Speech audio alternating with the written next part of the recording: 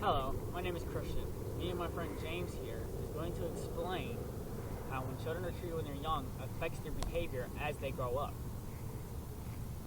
For instance, when a baby is crying at night and one of the parents doesn't want to get up to comfort the child, so just go to sleep, it makes the child believe that love and care is not a normal thing in our society. So while growing up, it starts to treat other children bad in this manner because of what it learned when it was younger. This is how bad human development occurs. My name is James. I'm the other part of this team. And another example of how human and children develop wrong is abuse. Abuse affects children's and human brains. It teaches them violence, disrespect. It just is a wrong and bad thing for our society. Kids are more likely to suicide, hurt other kids, get in fights. It's just wrong, and people do not need to abuse their children. Me again, Christian Henson, the one and only. Please ignore the sounds you hear in the background. That's some horrible saxophone player and tuba player. Just ignore them. We're here this time to talk about how genetics does not affect human behavior as they get older. They want to use it as a crutch so they can say that the abuse and neglectancy that they received when they were younger did not affect them.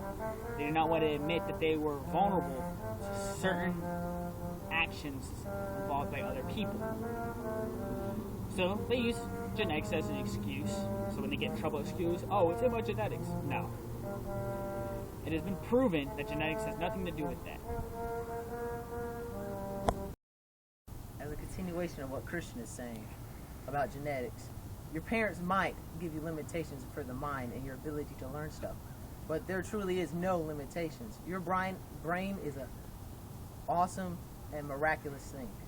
You can become smart. If you put in the work and you learn things and you try to develop, then you could be really intelligent. But if you choose not to do anything, no work, learn nothing, or do anything in school, you will be stupid. So you need to learn and develop your mind. Do not use genes as a crutch, and do not think there are limitations for your brain. Again, Christian. This time we're going to explain how human behavior affects the environment. We're going to use an example from earlier when we were talking about neglectancy. When a child is neglected, it believes that love and care is not a normal thing in our society. So it turns around and goes into second nature. The child starts throwing trash on the ground, all the time waste products, so forget to recycle. This is a bad problem. This is part of the reason why neglectancy needs to be stopped. Another example is when abuse is put into the situation. Kids only learn violence. They tend to take it out on nature. They'll do stupid little things like cut up trees. They'll also litter on the ground after they're done with their trash. The environment itself is an ever-changing and delicate thing to our world. We need it for survival and human existence.